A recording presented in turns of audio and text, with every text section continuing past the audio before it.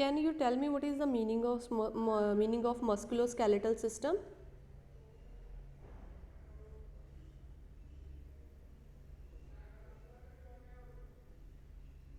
Students? इस system में muscles और स्केलेटल सिस्टम को बताया जाता हाँ जी, what do you understand by the skeletal system?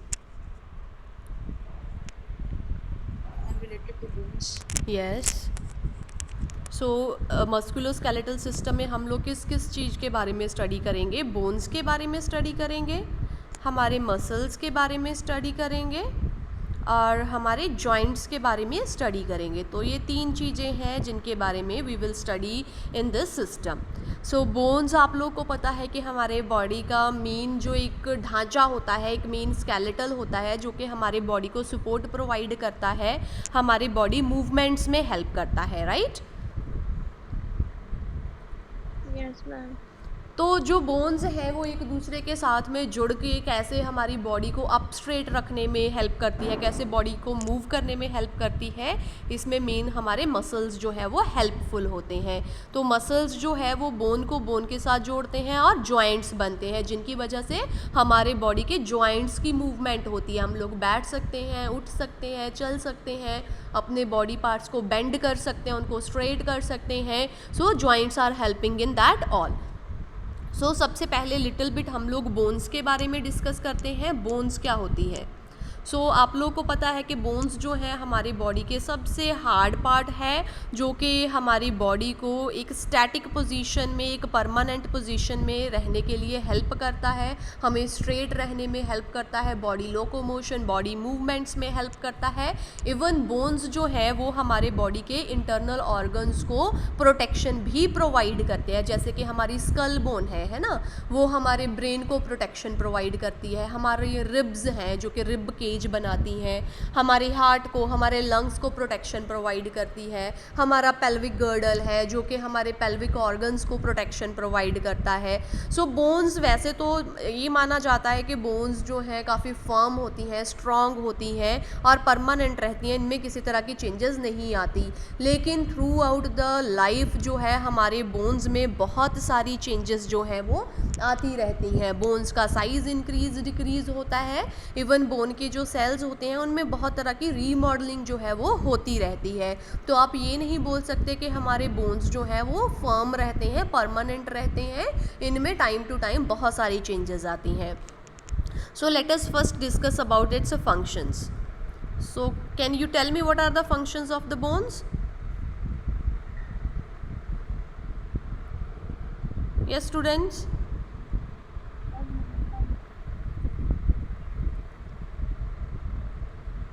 हाँ, प्रोटेक्शन प्रोवाइड करते हैं, मूवमेंट में हेल्प करते हैं। हाँ, प्रोटेक्शन प्रोवाइड करता है हमारे बहुत सारे बॉडी ऑर्गन्स को, हमारे बॉडी की मूवमेंट में हेल्प करता है। और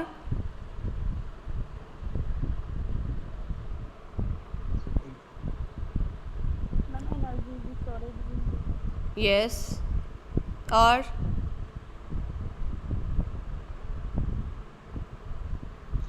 मैम बॉडी को शेप भी दिंदा है।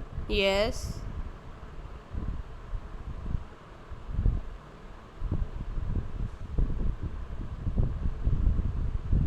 अच्छा, सो सबसे पहला जो फंक्शन है वो क्या है? हमारे बॉडी मूवमेंट्स में हेल्प करता है। कैसे बॉडी मूवमेंट्स में हेल्प करता है? जॉइंट्स की फॉर्मेशन करके। सो आप लोग को पता है कि हमारे मसल्स जो हैं वो जॉइंट्स के ऊपर रहते हैं। सो मसल्स और हमारे जॉइंट्स जो हैं मिलके बॉडी मूवमेंट्स के लिए हेल्प करते हैं।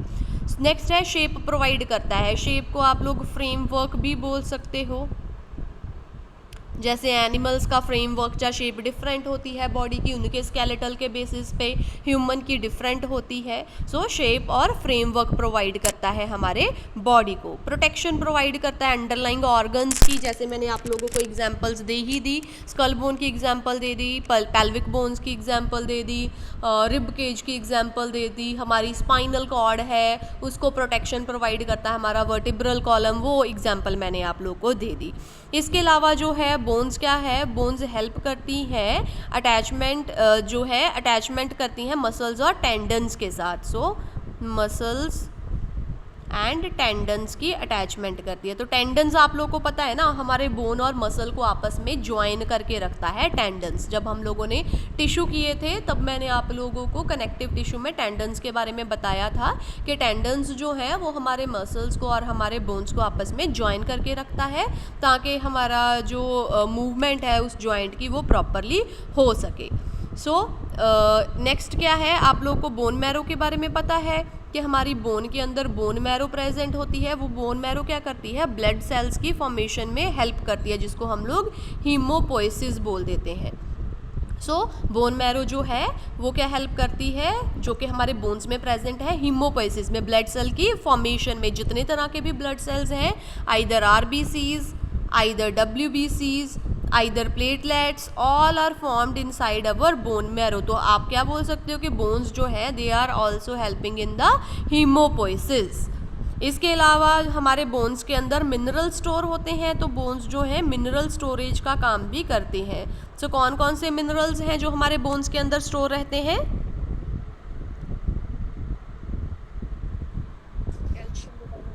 हाँ जी, कैल्शियम, फॉस्फोरस वगैरह, these are the main minerals which will deposited in the bones. जब कभी भी बॉडी को ज़रूरत होती है तो बोन में से ये मिनरल्स जो हैं वो बाहर निकल के हमारे ब्लड स्ट्रीम में एंटर कर जाते हैं। जब एक्स्ट्रा होते हैं तो बोन्स के अंदर जा कर के डिपॉजिटेड हो जाते हैं। इन कैल्शियम फॉस्फेट्स की वजह से ही क्या होता है, हमारे बोन्स जो होते हैं वो बहुत ज़्यादा स्ट्रॉन्ग होते हैं।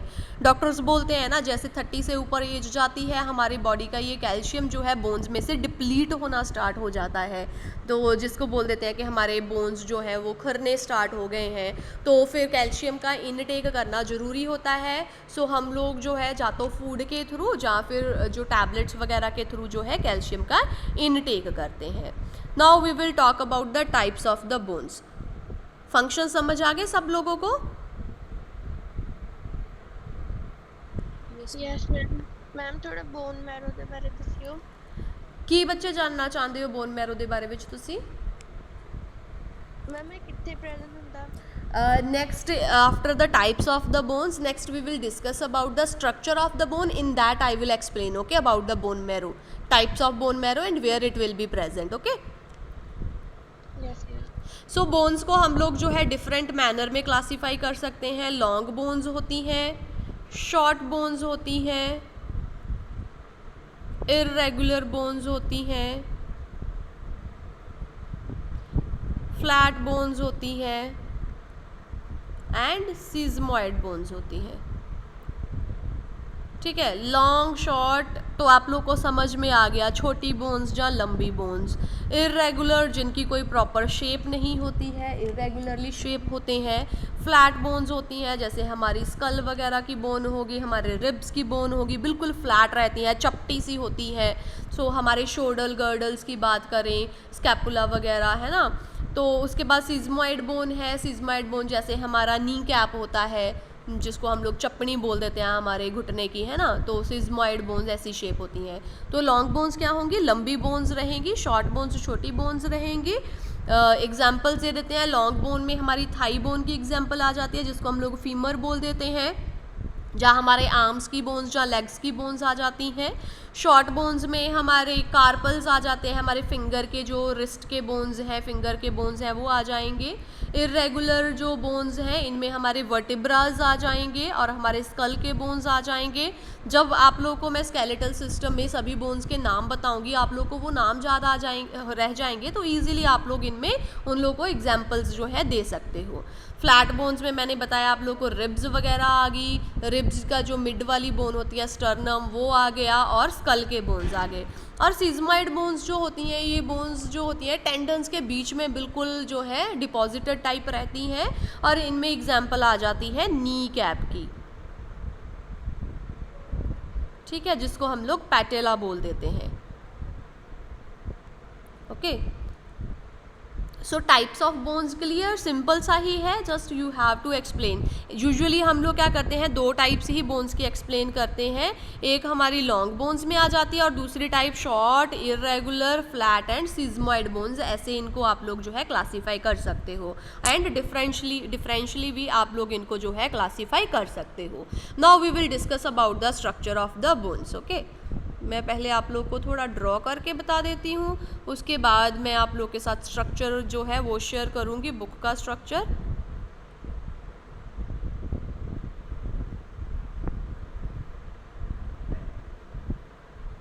सो this is the structure of our bone. Little bit इसको थोड़ा सा मैं छोटा कर दूँ।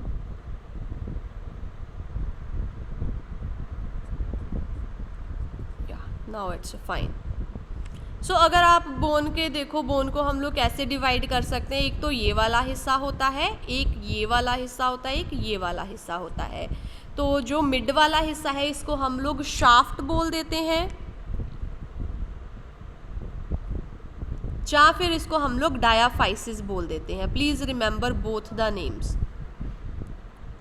शाफ्ट और डायाफाइसिस। जो ये बीच वाला ये लंबा पोर्शन है यहाँ तक, और जो इसके सिरे हैं, इनके सिरे को हम लोग क्या बोल देते हैं, इनको हम लोग एपिफाइसिस बोल देते हैं। ऊपर वाले को भी एपिफाइसिस बोल देते हैं और नीचे वाले को भी एपिफाइसिस बोल देते हैं। It's easy to remember their names. एक डायाफाइसिस बीच वाला और जो साइड्स वाले हैं वो एपिफाइसिस है।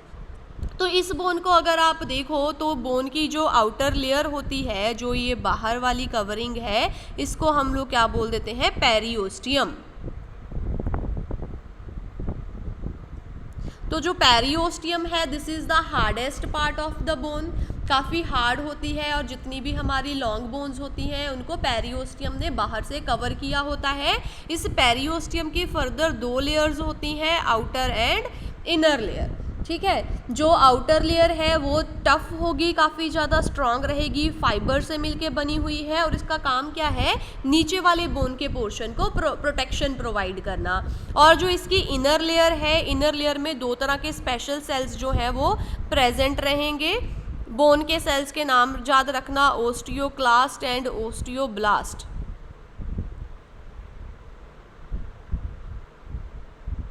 ओके, सो जो ओस्टियोक्लास्ट एंड ओस्टियोब्लास्ट है, इन दोनों के डिफरेंट काम होते हैं। इनका काम क्या है, एक तो बोन को प्रोटेक्शन प्रोवाइड करते हैं और बोन की ब्रेकडाउन में भी हेल्प करते हैं। ब्रेकडाउन कब बोन की होगी, जब बोन में चेंजेस आनी है, रीमॉडलिंग होनी है, तब जो है, जहाँ बोन की जब रिपेयर होनी है तब ये जो है हेल्प करते हैं। सो ओस्टियोब्लास्ट का मेन काम होता है न्यू सेल्स की प्रोडक्शन करना, और ओस्टियोक्लास्ट का काम होता है पुराने सेल्स को ब्रेक करना। ठीक है, तो पेरिओस्टियम। और अगर आप शाफ्ट वाले इस हिस्से को देखो तो इसके बीच में ऐसे एक कनाल सी प्रेजेंट होती है, एक खाली एरिया होता है जिसको हम लोग मेड्यूलरी कैनाल बोल देते हैं। सो इसको क्या बोल देते हैं हम लोग, मेड्यूलरी कैनाल। मिडल में है तो मेड्यूलरी, ठीक है, कैनाल लाइक एरिया है तो कैनाल। इसमें क्या प्रेजेंट रहेंगी, इसमें हमारे ब्लड वेसल्स जो है वो एंटर करेंगी। तो बोन को ब्लड सप्लाई भी जरूरी है, तो इस एरिया में क्या है, हमारी आर्टरी जो है वो एंटर करती है। ठीक है, और जो हमारी मेड्यूलरी कैनाल है, इस एरिया को मैंने येलो कलर के साथ इंडिकेट किया है क्योंकि इसके अंदर जो बोन मैरो प्रेजेंट रहती है वो येलो कलर की होती है। सो बोन मैरो जो होती है वो 2 तरह की है हमारी,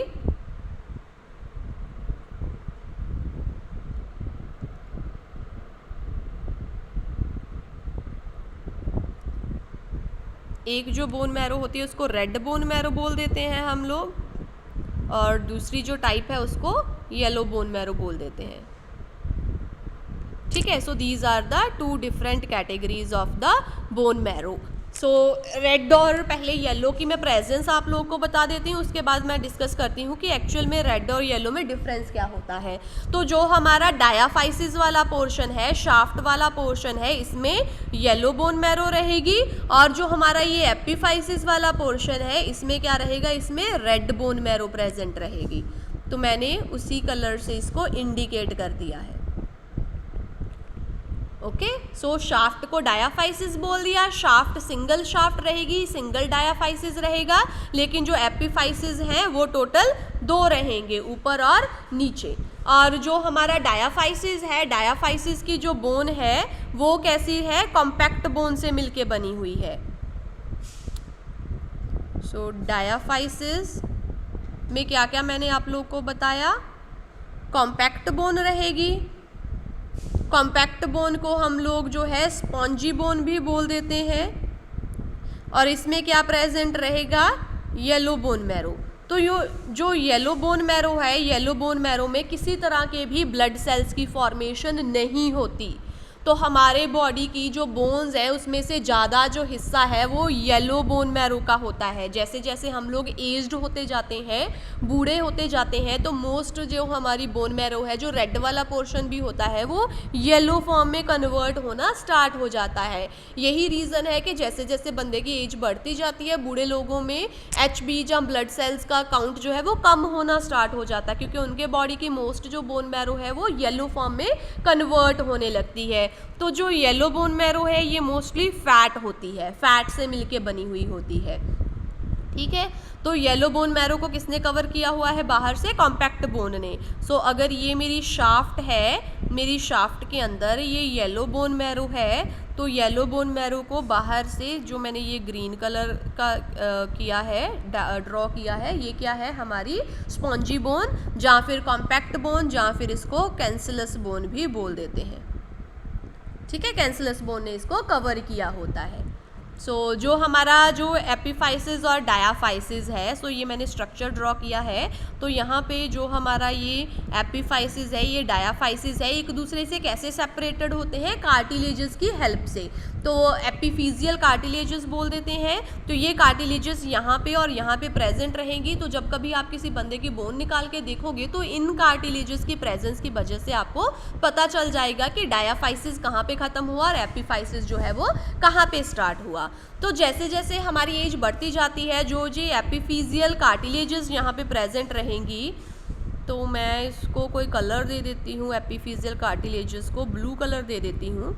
सपोज कि यहाँ पे एपिफिजियल कार्टिलेजेस प्रेजेंट है, तो ये पहले कार्टिलेज के फॉर्म में होंगी, लेकिन एज के बढ़ने के साथ साथ जो ये कार्टिलेजेस हैं ये थिक होती जाएंगी, और भी ज़्यादा थिक हो जाएंगी, ज़्यादा जो है सख्त हो जाएंगी, और बाद में बोन की फॉर्म में कन्वर्ट हो जाएंगी, पेरियोस्टियम की फॉर्म में कन्वर्ट हो जाएंगी। ठीक है, क्लियर बच्चों यहाँ तक?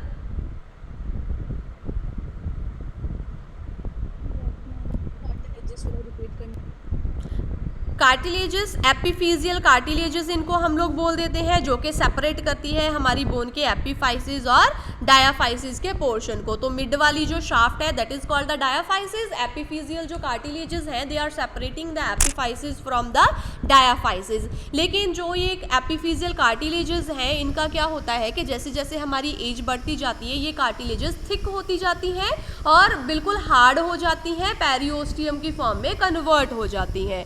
और जो हमारा ये नीचे वाला पोर्शन है, दिस पोर्शन, इसको आर्टिकुलेटिंग पोर्शन बोलते हैं। जब दो बोन्स आपस में मिल करके कोई जॉइंट बनाती है और वो मूवमेंट करती है तो उनको बोलते हैं उनका आर्टिकुलेट होना, है ना, आपस में जॉइंट बना रही हैं। तो इस आर्टिकुलर जो एरिया है यहाँ पे भी एक कार्टिलेज प्रेजेंट रहेगी, या तो हेलाइन कार्टिलेज उसको बोल देते हैं या फिर सिंपली उसको आर्टिकुलर कार्टिलेज बोल देते हैं। तो ये कार्टिलेज क्या है, बोन्स को जॉइंट बनाने में हेल्प करती है ताकि वो मूवमेंट्स कर सके और हमारे बॉडी को जो है मूवमेंट्स में हेल्प प्रोवाइड कर सके। अभी भी कोई डाउट हो तो यू कैन आस्क मी। ठीक है, मैंने आप लोगों को रेड बोन मैरो और येलो बोन मैरो बताया। तो हमारी बॉडी के अंदर जो हीमोपोइसिस का प्रोसेस है वो रेड बोन मैरो के अंदर होता है, येलो बोन मैरो के अंदर कुछ भी हीमोपोइसिस नहीं होती। तो रेड बोन मैरो ज़्यादातर हमारे डायाफाइसिस वाले एपिफाइसिस वाले एरिया में होती है और येलो बोन मैरो हमारे डायाफाइसिस वाले एरिया में होती है। लेकिन जैसे जैसे हमारी एज बढ़ती जाती है most of the red bone marrow will convert into the yellow bone marrow. तो थोड़ी बहुत ही बोन्स हमारी बॉडी की बच जाती हैं जिसमें रेड बोन मैरो प्रेजेंट रहेंगी जो कि ब्लड सेल्स की फॉर्मेशन करेगी। जैसे कि हमारा जो स्टर्नम है, स्टर्नम की बोन्स हमेशा रेड बोन मैरो उसमें रहती है ना। एक दो और बोन्स की एग्जांपल्स हैं, later I will tell you that also, जो इनमें रेड बोन मैरो रहती है और हमारी एज होने के बाद भी जो है ये बोन्स जो हीमोपोइसिस में इन्वॉल्व होती ही रहती है। So red bone marrow is present in the epiphyseal area of the bone and yellow bone marrow is present in the shaft or diaphysis of the bone. Clear up to this बच्चों?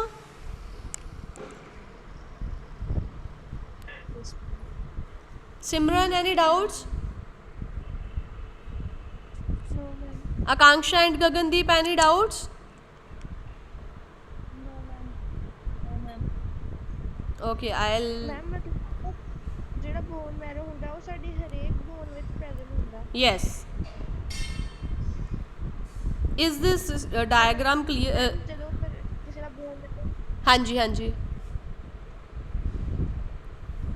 Ma'am ਜਦੋਂ bone marrow transplant ਕਰਨਾ ਹੁੰਦਾ ਫਿਰ ਉਦੋਂ ਕੀ ਲੈਂਦੇ ਹੁੰਦੇ ਉਹ? Bone marrow, actually this is in the form of jelly like semi liquid type, you know.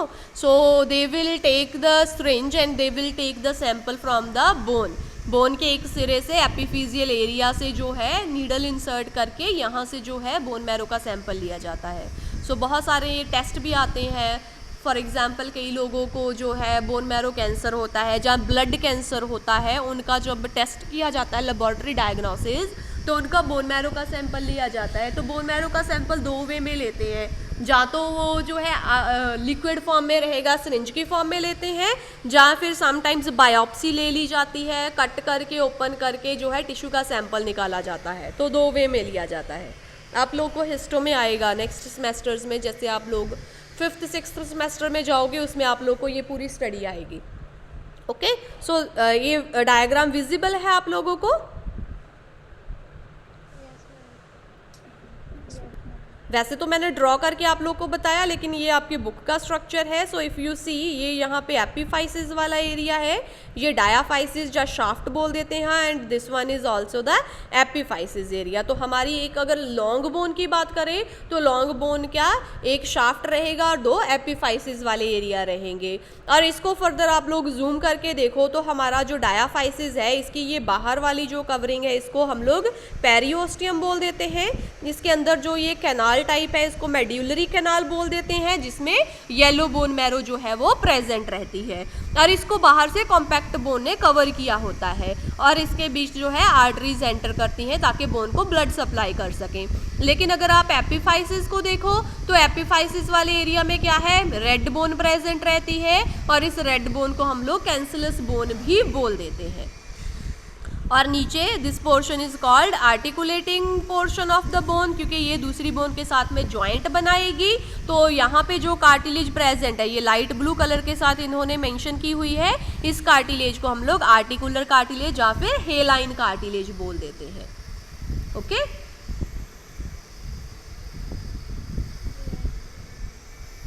सो अभी अगर मैं irregular short bones, flat bones या सिज़माइड बोन्स की बात करूँ तो उनका स्ट्रक्चर इतना कॉम्पैक्ट नहीं रहेगा. उनमें क्या है, जो ये कॉम्पैक्ट बोन बताई बाहर वाली, ये काफ़ी ज़्यादा थिन रहेगी, और जो है रेड बोन का अमाउंट जो है वो भी कैंसलस बोन के अंदर जो है कम प्रेजेंट रहेगा. ओके, और इसको बाहर से पेरियोस्टियम ने कवर किया होता है, और जो है वो हमारी फ्लैट बोन, इर्रेगुलर या फिर शॉर्ट बोन्स की बात है. So this was little bit about the bone. अभी मैं बोन सेल्स के बारे में लिटिल बिट आप लोगों को बता देती हूँ, क्योंकि बोन सेल्स हमारी काफ़ी ज़्यादा रिपीटिशन होगी, तो we must know about the bone cells also. वैसे तो मैंने आप लोग को बता दिया ओस्टियोक्लास्ट, ओस्टियोब्लास्ट, लेकिन इनके अलावा एक और टाइप है बोन की जिनको हम लोग ओस्टियोसाइट्स बोल देते हैं. Osteoblast second type, osteocytes, and third type osteoclast. So these are the 3 categories. So जो बोन सेल्स है, इनका काम क्या है, बोन फॉर्मेशन में हेल्प करना. जो हमारे ओस्टियोब्लास्ट हैं, मेनली ये बोन सेल की फॉर्मेशन में, जो बोन की फॉर्मेशन में हेल्प करते हैं, और बाद में ये मैच्योर होके ओस्टियोसाइट्स की फॉर्म में कन्वर्ट हो जाते हैं. इसके अलावा हमारी जो बोन्स हैं, बोन्स में कॉन्ड्रोसाइट्स नाम के सेल्स होते हैं. कॉन्ड्रोसाइट्स का काम क्या होता है, कार्टिलेजेस की फॉर्मेशन करना. अगर आप लोग को रिमेंबर हो, आप लोगों ने टिश्यू पढ़ा था, टिश्यू में आप लोगों ने कार्टिलेज के बारे में पढ़ा था, उसमें आप लोगों ने स्ट्रक्चर में कॉन्ड्रोसाइट्स के बारे में भी देखा था. सो कॉन्ड्रोसाइट्स, जिनको हम लोग कार्टिलेज फॉर्मिंग सेल्स बोल देते हैं.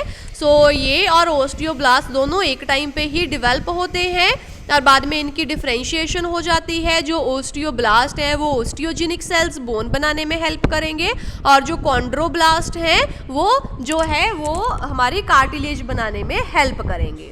सो सबसे पहले ओस्टियोब्लास्ट की बात करते हैं। बोन फॉर्मिंग सेल्स है, जिनका काम क्या है, कोलेजन सिक्रीट करते हैं और बोन टिश्यू के बाकी कंपोनेंट बनाने में हेल्प करते हैं। जो हमारे ओस्टियोब्लास्ट है बोन के अंदर कहाँ प्रेजेंट रहेंगे, जो पेरियोस्टियम की मैंने लेयर बताई थी आप लोगों को कि शाफ्ट की आउटर लेयर होती है, पेरियोस्टियम की कवरिंग होती है, उसकी बिल्कुल डीप लेयर्स में जो है ओस्टियोब्लास्ट प्रेजेंट रहेंगे। इसके अलावा जितनी भी इमैच्योर बोन्स होती हैं उनके सेंटर में प्रेजेंट रहते हैं ताकि वहाँ पे ऑसिफिकेशन बोन फॉर्मेशन कर सके। इसके अलावा डायाफाइसिस के जो बिल्कुल एंड्स हैं जहाँ पे एपिफिजियल कार्टिलेजेस प्रेजेंट है, बिल्कुल उनके नियर बाय भी ओस्टियोब्लास्ट सेल्स प्रेजेंट रहते हैं, क्योंकि ये बोन की इलोंगेशन में उनको लंबा करने में हेल्प करते हैं।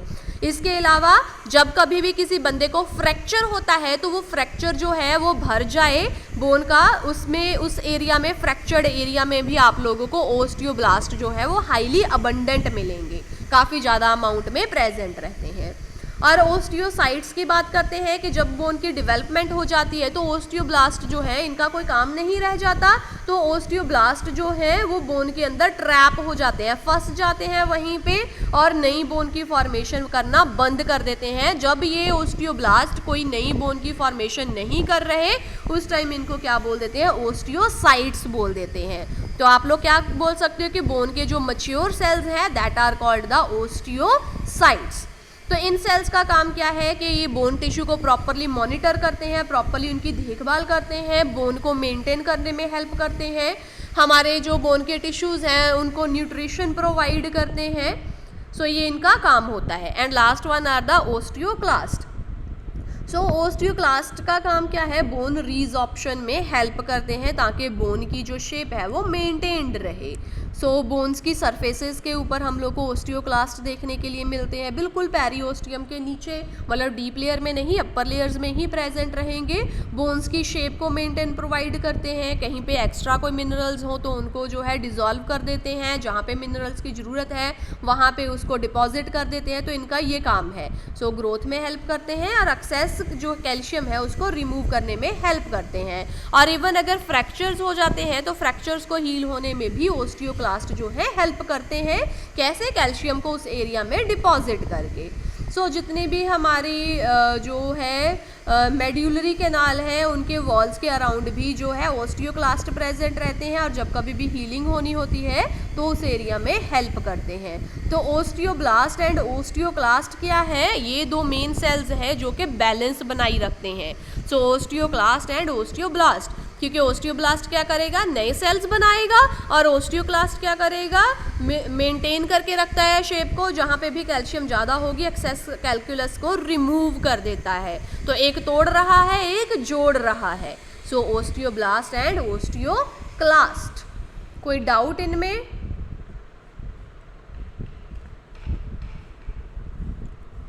Yes students, anyone, any doubts?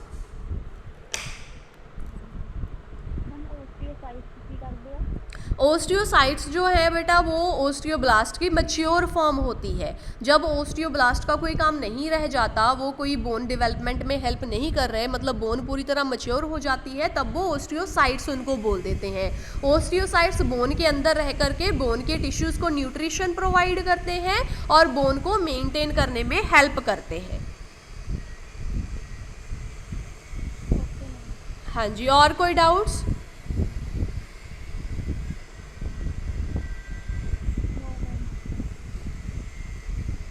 इसके बाद मैंने आप लोग को दो तरह की बोन्स बताई है ना, compact bone and spongy bones, जहाँ फिर जिनको हम लोग कैंसिलस बोन्स बोल देते हैं।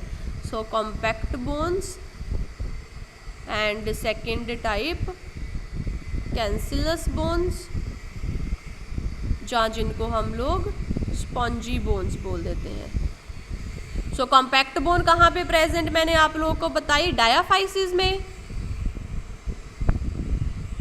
और कैंसिलस जा स्पॉन्जी बोन्स मैंने आप लोगों को बताई एपीफाइसिस में। सो इनके बारे में हम लोग जो है फिर कल डिस्कस करेंगे। तो आप लोगों का आज काम क्या है कि आप लोगों ने बोन के स्ट्रक्चर को लिटिल बिट अच्छे से देखना है, क्योंकि उनके अंदर ही ये डायाफाइसिस एपिफाइसिस है। इनके नाम अच्छे से याद करो, बार बार इनको रिपीट करो, बोल के देखो, लिख के देखो, ड्रॉ करके देखो स्ट्रक्चर्स को, और आप लोग को समझ में आएगा that how they are the compact और स्पॉन्जी बोन्स। क्योंकि एपिफाइसिस में रेड बोन मैरो है, डायाफाइसिस में येलो बोन मैरो है, तो उनका जो है नेम्स जो है little bit they are indicating about their functions also. So tomorrow we will discuss about it.